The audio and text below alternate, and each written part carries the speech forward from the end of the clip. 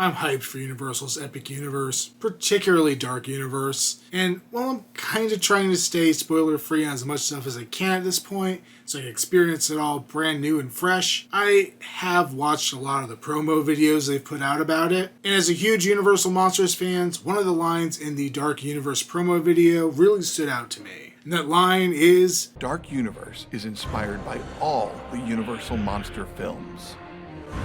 In our world, all the Universal Monster stories have happened, and Darkmoor is the result of that. It's the consequence.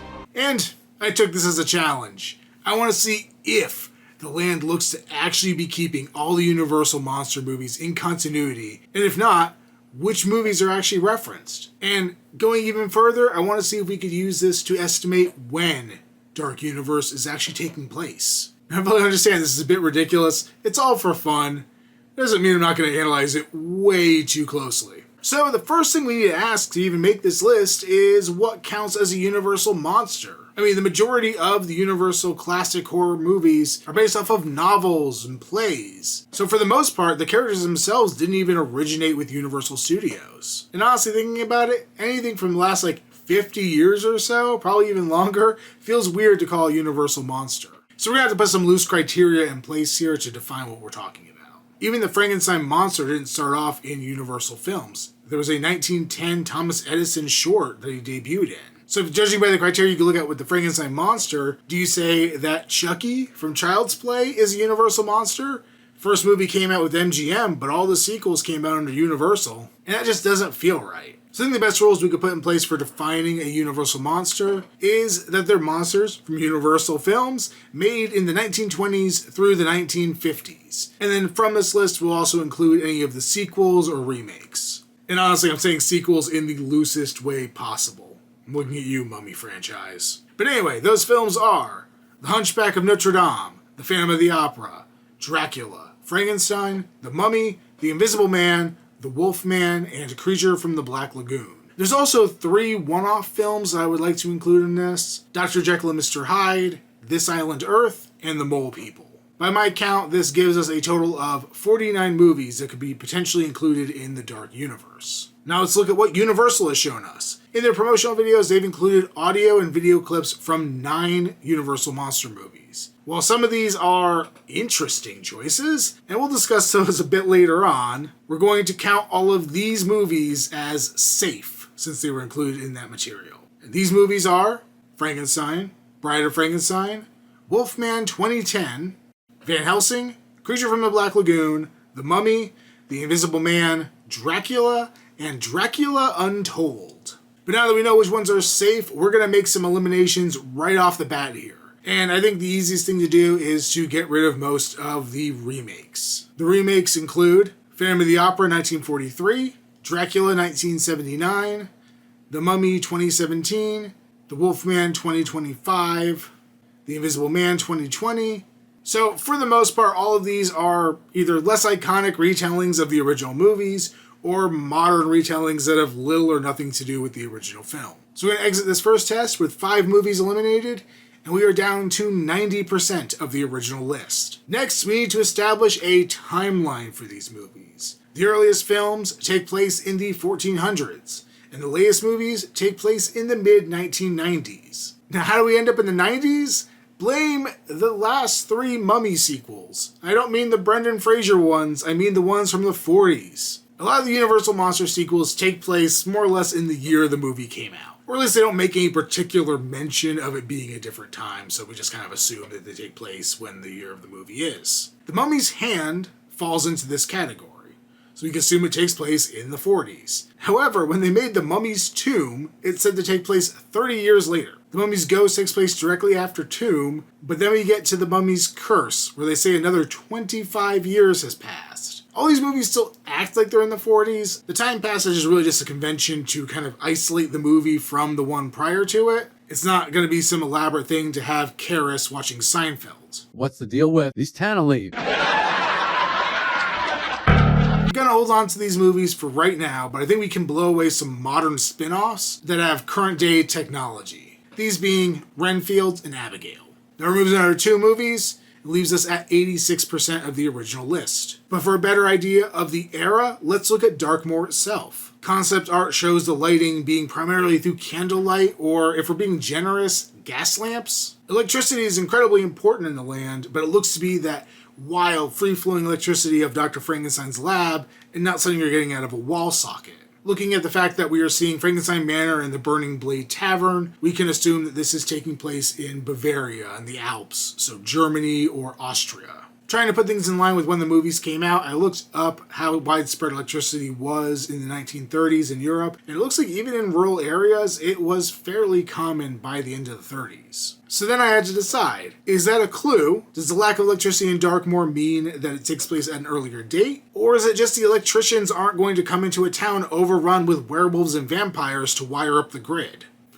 This path of thinking may be a dead end. So how else do we figure out the timeline? How about the Frankenstein family tree? Depending on what statement you listen to in the promotional material, Victoria Frankenstein from Monsters Unchained, The Frankenstein Experiment, is either the great-granddaughter of Henry Frankenstein or the great-great-granddaughter. We will finish what my great-grandfather started.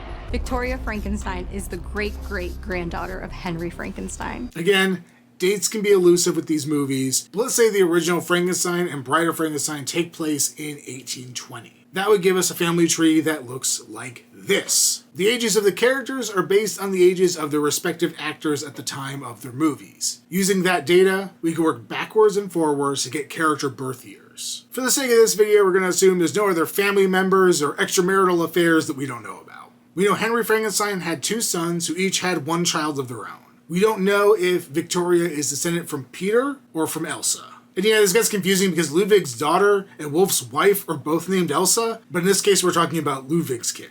Looking at the ages of the characters when their children were born, we can see the men in the family were on average 36 years old. This is honestly really skewed because Ludwig had his kid when he was 17. If we threw his age out, the average would be 41 years old. I did use 36 for my predictions, but it may not be the most accurate number to work with here. The women, on the other hand, were 29 on average when they had their kids. Again, this is a bit of a weird value because A, we have fewer women to base this off of, and B, Elizabeth Frankenstein was played by 2 different actresses of slightly different ages. So depending how far back Henry is from Victoria, if she's Peter's descendant, she was either born in 1906 or 1942, and if she's Elsa's descendant, she would have been born either in 1877 or 1906. I don't think we have an age for Victoria, but I'm going to guess she's maybe in her 30s. If we just say she's 30, this would give us the year of Darkmoor as 1936 if Peter is her father, or if Elsa is her grandmother, 1972 if Peter is her grandfather, and 1907 if Elsa is her mother. 1972. The Mummy's Tomb may actually be canon. My assumption is that since the creative team says Henry is Victoria's great-great-grandfather, that is the accurate statement. The clip where Victoria says that it's her great-grandfather may just be simplifying the term because that might be an easier way to say it, right? And I think this means the most likely scenario is that we are following Ludwig Frankenstein's bloodline and Elsa is the grandmother of Victoria, which would put Darkmoor in 1936. And yeah, we're just going to assume that Elsa passed down her last name to her child, not the father. Okay, so that was a long stretch of stuff, but we are at elimination time again. We'll give Victoria a 10-year window just to kind of account for inaccuracies in that calculation. So we'll say any films that take place before 1946 are considered safe. This is going to eliminate She-Wolf of London, The Mummy's Tomb, The Mummy's Ghost, The Mummy's Curse, Revenge of the Creature Walks Among Us, Abbott and Costello Meet the Invisible Man, and Abbott and Costello Meet the Mummy. That is 8 more down, and we are now at 69%.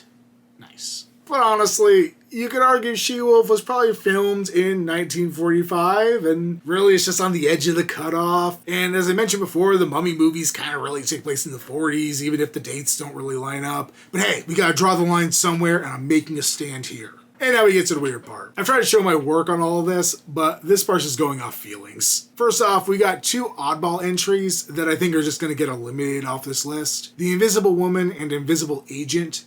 Neither is really a horror film. One's a screwball comedy, one's kind of like an action-adventure World War II movie. We're just going to take those off the list and keep it more to a pure universal horror vibe here. Probably could have done this back when I was taking the remakes out, but I had a little more to say on it. But we're going to take the Brendan Fraser Mummy movies off this list as well. This version of the Mummy is already well established over at Universal Studios, and while that mummy is also called Imhotep, I think it's all its own thing over there. Honestly, looking at the promo art, I can't tell if the Mummy in Epic Universe is supposed to be male or female. What I think would be cool to do, since we already have Imhotep established, is to make this one Karis, so that you're representing some of those later Mummy movies, even though I'm saying you should get rid of the later sequels there. But I think it'd be cool to have two distinct Mummy characters. So between these two, we're taking another 5 movies off the list. We are at 59%. There's 4 more movies I want to remove from the running, but I don't think I can. 2 are protected from my rule of keeping the movies from the promo material, and these are Van Helsing and Dracula Untold. I don't think there's actually going to be a direct reference to these films in the park. Seeing the clips in the promo video reminded me of the old Universal Monster DVD collections that came out around the time Van Helsing was in theaters. In their bonus material, they included a lot of clips of Gods and Monsters. Not because those were super tied into anything else, but because they were more modern looking footage based off of the original Universal Monster films. Something to appeal to an audience that isn't going to want to look as favorably on a 1930s movie. I think these movies are being used in the promo material in a very similar way. Next on the list is Last Voyage of the Demeter. Honestly, I wasn't sure if this should even really be included. It's right up there with Abigail and Renfield in a way, except this is set in the appropriate time frame. The whole gimmick of this movie was to take a small bit of the original Dracula and expand it out to a full-length movie, which almost puts it in the realm of remake, but not quite. Now, I won't be surprised if we get Demeter references within Dark Universe. And that's why I'm not taking this one off the list. But honestly, this movie didn't have that much of an impact, so I really don't think Universal is going to be referencing it directly. It just might be kind of hard to separate out any possible references to the Demeter from the original Dracula and from this. And the last one is This Island Earth. Does it take place well after my cutoff date? Yeah. Is the look and feel completely different from the classic monster movies? Sure thing. Is it even really a horror movie? Nah. So why include it? Well, because it was in the Universal Monsters Cafe. We know Universal already has Metaluna mutant stuff. And honestly, whenever they show off Universal Monsters in any kind of artwork or merch or whatever, once they get past the classics, if they still want to add more characters in, the Metaluna mutant is at the top of that D tier that they get to when they're showing that stuff off. I don't think it's going to have any prominent reference, but I think we might get a little Easter egg to it. And for anyone saying the mole people should be excluded for the same reasons above, I'd agree if it wasn't confirmed that there was a mole person corpse in the graveyard of the land. Okay, I said I was done, but there's 2 more outliers on this list. Creature from the Black Lagoon, my favorite. I got the Gill Man right here on my arm. Love him. But again, his movie takes place after that cutoff date. He's in the safe category, so we have to include him. We know for sure he is in the park. We've seen his animatronic. It exists. Gillman will be part of Dark Universe. But if we look at the timeline, I think this is predating his movie. So the character is included in the land, but his film hasn't happened yet. That kind of twists what we're looking at in that initial statement, but I think it still kind of plays by it. And then the Wolfman is another weird one. The original Wolfman does not make any appearance in the promotional material. Instead, they opt to only show the 2010 remake. I might be tempted to lump this in with Van Helsing and say it was just being used because it was more modern looking, but the Wolfman animatronic design is very reminiscent of the Rick Baker 2010 film version of the character. So then you gotta ask, does that mean the 1941 movie should get removed from the list? We have 2 confirmed characters in the land from the Wolfman, one being the Wolfman himself, which I assume is Larry Talbot, and then we have Maleva. Both of these also show up in the remake. However, I'm going to try and make a case that one character from the 1941 movie is potentially present in this land. On Curse of the Werewolf, writers encounter a werewolf that is specifically stated in the promo material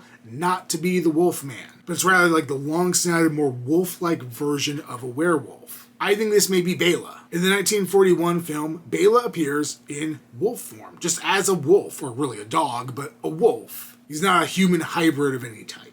And seeing that Bela is Maleva's son, it kind of fits in with what they're telling us with the Curse of the Werewolf ride. It would make sense that you leave the camp and then you were attacked by Bela, following you from the camp. So until Universal tells me otherwise, I'm going to insist that this is Bela. Alright, so 59% of all the Universal monster movies. Not exactly all, but I think it's a fair amount to include. And I should also admit, those numbers are a bit skewed because of all the remake and modern stuff that I included in the initial list. If we were to remove all of those that aren't included in the promo video, we would be left with 38 movies total, and then 10 of those would have been eliminated throughout this, which would give us 74%, which isn't too shabby. Again, I know this is a ridiculous exercise, but I had fun going through it. Let me know in the comments below, did I eliminate any movies that you think will be referenced in the park? Is my Frankenstein family tree even remotely believable? If you enjoyed this video, please like it, and be sure to subscribe for more monster action coming at you.